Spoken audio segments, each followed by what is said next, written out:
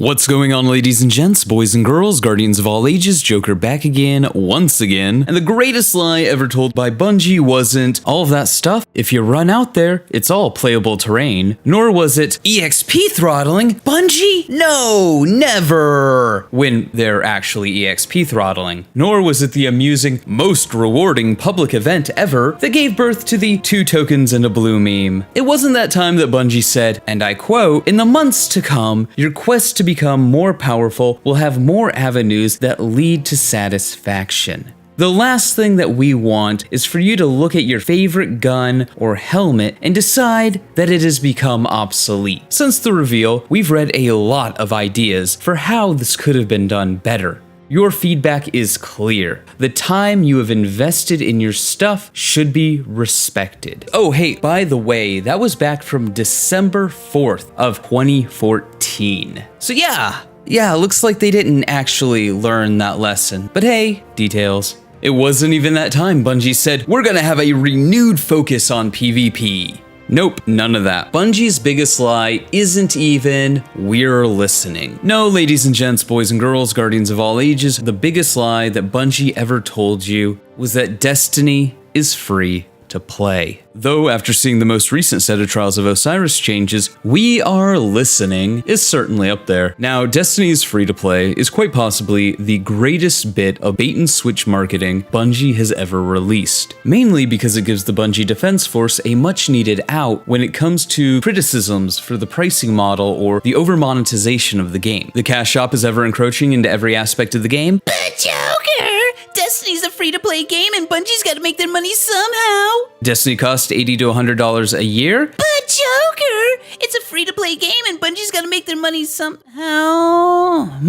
Yeah. How exactly is $80 to $100 a year classified as free to play? The world may never know. Even the critically acclaimed MMORPG Final Fantasy XIV doesn't dare try labeling itself as free to play. No, what Final Fantasy XIV and Destiny both have is a free trial. But Joker, I can already hear the shrill, tremulous voices in the comments scream! You can't compare Final Fantasy XIV to Destiny, they're completely different games! Well, Destiny, as per Bungie's own classification, says that Destiny is an MMORPG. So is Final Fantasy XIV. But don't worry, we're not comparing the two when it comes to things like, I don't know, how Destiny in its totality as a franchise is a drop in the bucket when it comes to the sheer amount of content available in Final Fantasy XIV.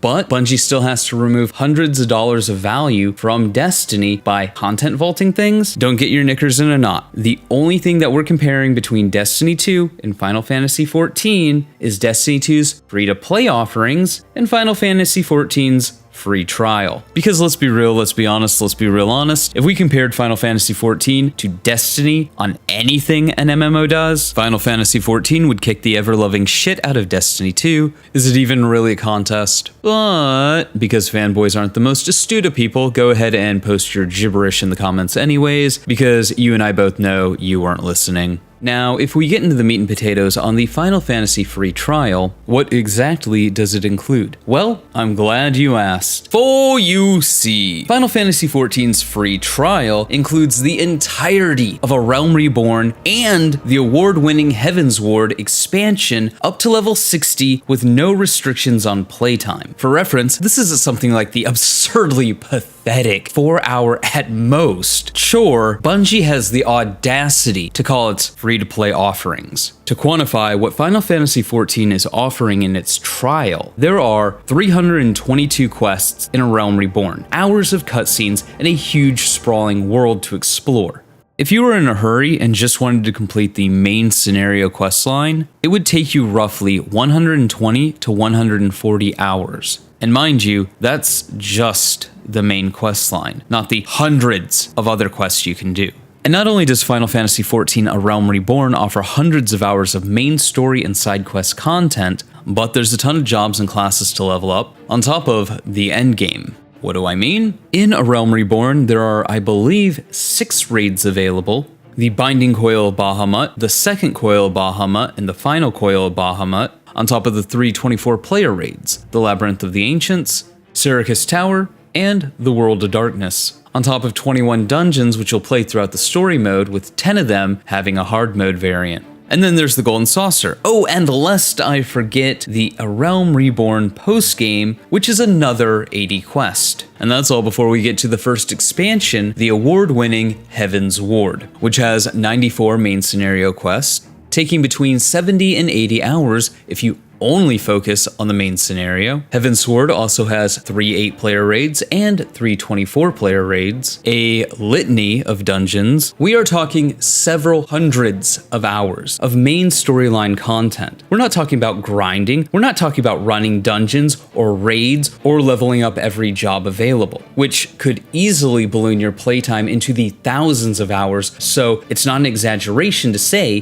that you're at least going to get 200 to 300 hours out of A Realm Reborn and Heaven's Sword for free. And that's hundreds of hours of original content, by the way, before you get caught in the cycle of replaying things like dungeons and raids. But how does the MMORPG that is Destiny 2 stack up? I mean, after all, it is free to play, so clearly its free to play offerings should outstrip and spank a mere free trial of another game.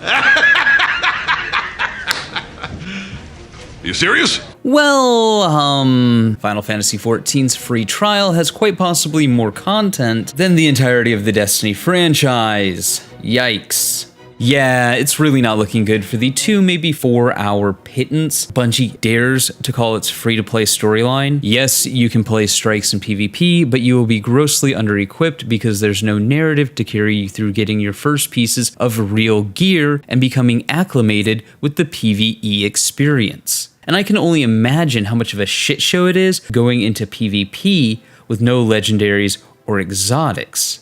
That could not be the best first impression for new players. When people talk about free-to-play games, the general consensus on the definition, or games that qualify for the moniker of free-to-play, are games like Warframe or Genshin Impact, or mobile games like Fate Go and Azure Lane, where the cost is really only ever your soul. If a new expansion like Plains of Eidolon releases for Warframe, I'm not out 80 to 100 bucks buying the next year of content sight unseen. I simply turn on my Xbox, download the latest patch, and there we are. I can play it, start to finish. Destiny? Well, if I want everything without Bungie's fear of missing out on my money punishing me for waiting, it's $80. If you do wait, it's extra. Moral of the story, Destiny 2 is not free to play. It's free to try. And its free to try offerings are grossly inadequate and kinda fucking pathetic. But hey, those are just my thoughts. Let me know yours in the comments below. Remember to like, but only if you did, subscribe for more. Feel free to donate to my Patreon if you're feeling particularly generous, but above all else, stay frosty.